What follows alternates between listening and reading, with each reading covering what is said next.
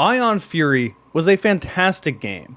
It was a throwback to build engine titles, and you could see the love and passion that was put into this project. From the detail of the worlds, from the interactables in the world, to the animations of the weapons, to the carefully crafted combat encounters. This is a good game, and if this is your thing, then you probably like Ion Fury. We'll fast forward a few years later and we're getting Phantom Fury. At the time of posting this video, this game should be out tomorrow. Phantom Fury is a sequel to Ion Fury, featuring the same character. It makes the same leap forward that games back in the 90s did, moving from sprite-based combat to full-on 3D. Now, I got this key for free, obviously, as the game's not out yet, and the very first note in the PDF they sent me says, "This game draws some inspiration from Half-Life/Black Mesa, so its methods of puzzle solving and environmental interaction are different from Ion Fury." This excited me, because this is the era I resonate with a lot more than 90s shooters. I loved early 2000s to mid 2000s shooters. That's my thing. But I kept my enthusiasm low because they already released a demo and it wasn't particularly good. But if they're listing Half-Life and Black Mesa as inspiration, then like, how bad can it be? They can't mess it up that much. So I didn't know what to think, and I didn't know how this game was going to end up. Well, unfortunately, it's not great.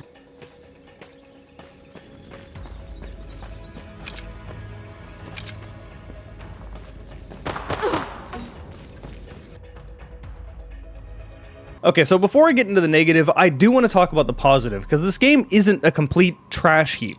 It does have a lot of good going for it. On the technical side, this is a good release. It has every option I would expect, it runs smoothly, I never had it crash. This is a game that is just going to work for you. At least on my build. It's not a game that's going to take a lot out of your computer, so don't be expecting to be struggling with it. And despite the fact that it kind of goes for this retro look, it looks really good. Obviously, it's not the next Cyberpunk, it's not revolutionary graphics-wise, but what they have here is very cohesive visually. There are many times where I'd be kind of annoyed at what was going on in the game, and then just stop to look out across this vast landscape. And yeah, even while I'm annoyed at this game, this looks really good. I will say some of the character models could use some work though, but for the most part, they nailed things visually. That includes all of the animations for the weapons. Now, how they used these visuals is an entirely different story. Way too often I found myself asking, where the hell do I go? It's one of those games. They say they want to be like Half-Life or Black Mesa, but that's really hard to nail down without good signposting. I'll get to this later. First, let me quickly talk about the story. Yeah, I don't know what's going on here. This one's gonna be brief. All I know is that there's a military police force trying to kill me. I'm trying to escape this facility that looks like it's taken directly out of Half-Life. It's even set in New Mexico. There's zombies for some reason. I have a cybernetic arm with powers, and that's it. I don't know why these police force people are trying to kill me. I don't know what my whole point is. What am I doing? At least in Ion Fury, there was a main antagonist. Like, you could follow the story and know what's going on.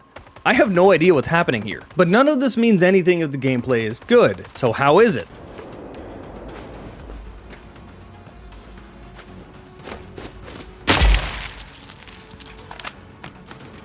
Yeah, it's not great. What's really frustrating is that everything is here to make a really good game. This weapon roster is awesome. Fan favorites return from Ion Fury, like the Loverboy revolver, which is still just as fun.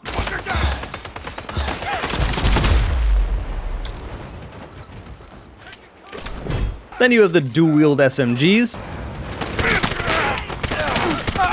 and you get the Ion Bow.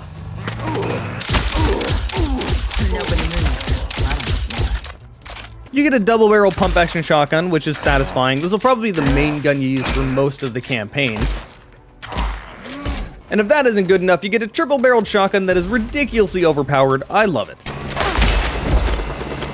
Plenty of other weapons in this game. I don't want this video to become a list of all the weapons. You'll find them as you play if you play. And again, these are really good. This is a good roster. And the animations are incredibly smooth. They are just satisfying. As far as this stuff is concerned, the transition from pixel art to 3D is a success. But once all of this stuff gets put into motion is when it falls apart. This combat is just so bland. The map designs are incredibly linear, and the enemy AI is incredibly dumb. Enemies will always run straight at you. They wouldn't be difficult to fight in a normal game, let alone a game where you can slide and jump out of that slide to give you a lot of speed. Also, did I say they're dumb? Because I really need to emphasize how dumb they are.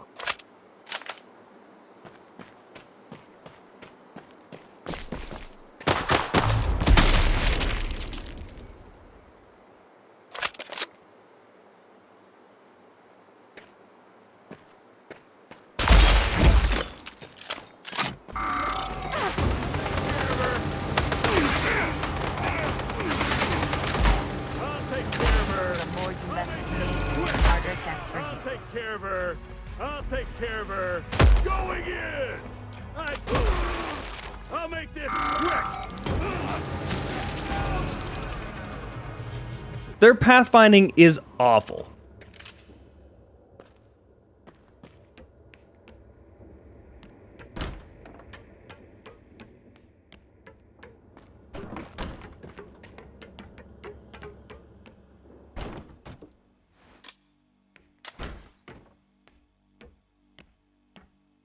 Yeah, they frequently struggle to get through doors and will get stuck on objects. Even when you're fighting enemies with guns, it'll oftentimes make this game feel like a zombie game, because you're just kiting them around and shooting them until they all die. The enemies need some other tactics, try to flank you, have some self-preservation. They also run in a super weird way and can occasionally be difficult to shoot. It just doesn't visually look right? This is difficult to explain. It's like they're sprinting almost sideways at times. They also immediately gain full speed when they start running. It just looks off. The next issue is that there is a complete lack of enemy variety. I put 8 hours into this game and the enemies I have found are literal zombies, generic police dudes with guns that basically act like zombies but they have guns. These police units all feel the same, even though some of them have more armor than others, they all act the same. And a big heavy zombie that'll run at you and jump at you, and this thing has hitboxes that don't make sense. You'll think you'll be out of the way, but you'll still end up getting hit, so make sure you slide jump farther than you think you need to. But this is what you're going to be fighting for 6 to 8 hours straight.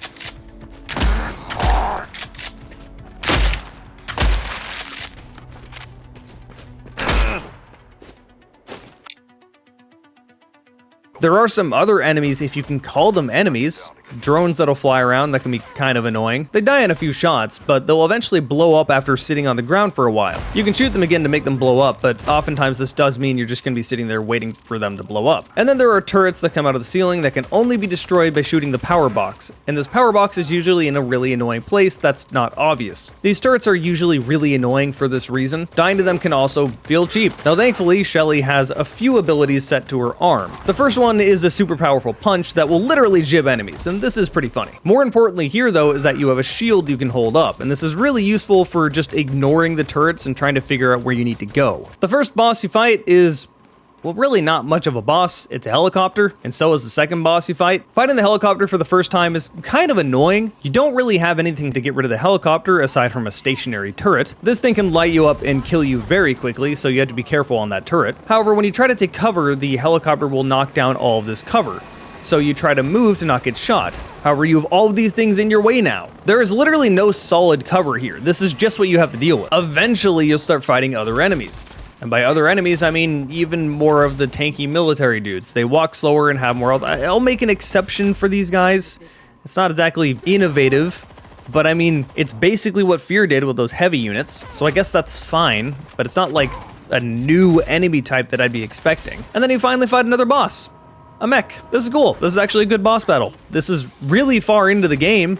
I would have expected boss battles before this, but it's fine, we finally got something. And then it glitched after I killed it. Yeah, this game has a lot of bugs like this. Some of them will soft lock you and you'll just have to reset. For example, I got stuck in this railing and just couldn't do anything about it. All because I couldn't jump over this little pile of rubble. This kind of stuff is going to happen a lot to you. What's also going to happen a lot is you're going to be completely lost and not know where to go, despite the fact that the game is incredibly linear and you've walked through the same hallway 20 times. I'll give you 3 examples. The first one is this map that is basically a square with one building in the middle. It's set out like a typical first-person shooter. You go into some buildings, you'll hit a button, this will loop you maybe through a tunnel to pop up on the other side. This will then open up another door. Nothing really noteworthy here. At one point I walk into the control room, press a button, and that unlocks a door.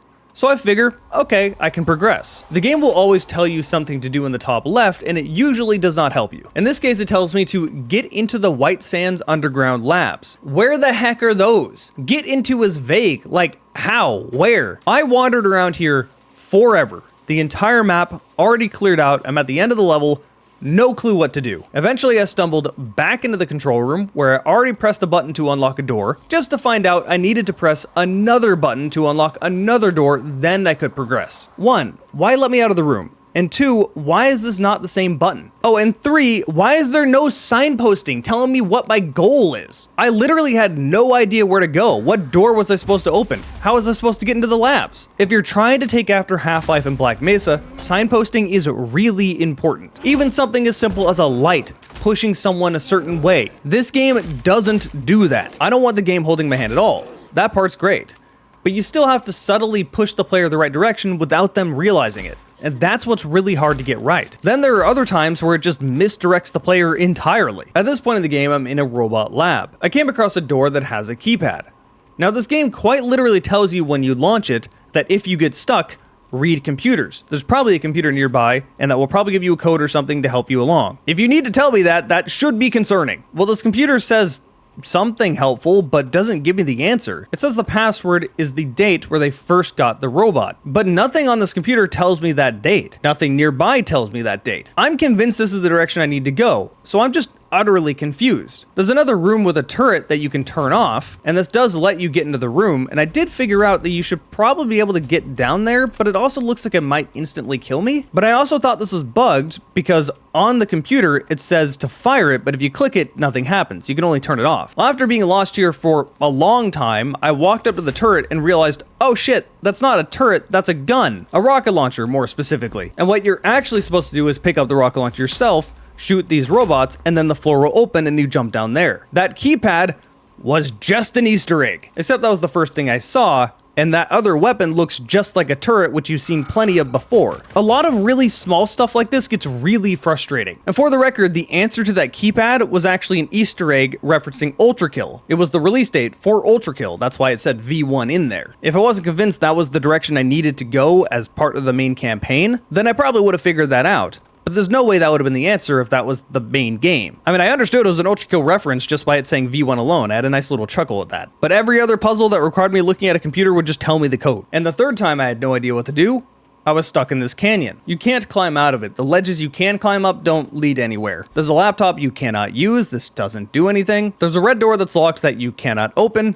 And there is a building. I actually parkoured over this fence before I realized there was a front gate, because the gate is really covered up and hard to notice that you can open it. Anyway, I went in there, turned on the electricity, found the ion bow, which is pretty cool, and the red door still wasn't open. So now I have no idea what to do. I wandered around in this canyon, went in and out of the building multiple times, could not figure out how the hell I was supposed to open this door. Until finally, I moved my mouse over this computer, which isn't lit up in any way and has no way for you to know that you can interact with it, but you can interact with it. This is what you needed to do to open the red door. Had this been glowing green or something like all of the other computers in the game, I would not have gotten stuck. Again, signposting. It's so bad in this game. The game is as linear as you can get, and things like this are getting me stuck. And it's not like I'm new to this kind of game. I'm like the Half-Life guy at this point. I love this style of stuff. But this is just not good. The straw that broke the camel's back is this level. This building is out of power. You can put power to one floor at a time, but only one floor. Well, I managed to get into this room and get a blue key card. The moment I open the door, there's a bunch of enemies, so I'm going the right way, but they're just a bunch of spawning zombies, and then no more. There's very little telling me which direction I need to go. Even the maps on the walls don't help me. Those three previous examples, every time I thought about just quitting the game and being done. I felt like I had played it enough to have a good idea of what the game was. I have 8 hours in at this point. The first time I actually emailed the devs and asked what to do because I was thoroughly stuck. They were kind enough to give me their Discord, but I figured out what to do before I needed their help. The next 2 times I got very close to quitting the game, and this time I just quit. I could not handle it. 8 hours in, I got enough of this game, and I suspect you're going to have the same experience. And I'd maybe be able to stomach it if the combat was fun in any way. But it's not. It is so basic and repetitive and tedious and boring. So much so that I forgot this game has an upgrade system. Mostly because you get upgrades for your arm and your suit that give you passive upgrades but don't do a whole lot other than that. And then you get upgrades for your weapons, which are really just alt fires. And sometimes you'll have a choice between what alt fire you want. You know, that's fine. It could be a lot worse. I feel like it probably should just be on the guns to begin with. But also the enemies are so dumb, you really wouldn't need them anyway. If you really wanted to, you could just play the entire game with the shotgun. You get enough ammo for it. But unfortunately, there's just so many downsides. And when I think of this game, all I can really think of is how annoying it can be at times. This game did try to add some variety to the gameplay by adding vehicle sections, but the vehicles are either very jank or very boring. This vehicle section feels a lot more like the Serious Sam Next Encounter vehicle section, but a lot worse. I don't think this thing could even take any damage. I don't know if it's bugged or just really tanky. I certainly can't lose health while I'm inside of it. and I've been shot the hell up and seemingly no damage is done. I don't even know what they were going for with this level. It's incredibly linear, making it really boring. The handling is very weird and janky. There's nowhere really to explore out of the Jeep, so it's not like a Half-Life 2 Highway 17 moment. It feels just hastily shoved into the game. Same for the next vehicle. A helicopter. Now on one level you get into the helicopter and then you just teleport to the next level, and I went, okay, you could have at least shown me flying the helicopter instead of a fade out, but then the level after that you get in the helicopter and start flying it. Now, I'm not a huge fan of helicopter sections, but anything to break up the monotony of this game. And it's an on-a-rail section. Cool, that's fun. Oh, you see those giant rocks falling down? That might have had some tension to it if I was actually flying the helicopter, but instead it means nothing, it's just an interactive cutscene. Yeah, unfortunately the vibes we got from the demo did not at all change to the full game. I could not recommend this in any way. I do not know how much it will cost on launch, and it's not important. And it's not like I get any pleasure out of ripping into this game. I wanted it to be good. This is something that should be really fun for me. It's the exact style of shooter I want to play. But unfortunately, there's just so many downsides, and when I think of this game, all I can really think of is how annoying it can be at times. Sorry to be the bearer of bad news, but thank you for watching this video. If you like it, consider subscribing. I post one video every single week. Huge thanks to my YouTube members. They get to see my videos at least 1 week at a time, usually longer if I'm stockpiling for some event or something. Once again, thanks for watching. I'll see you next time.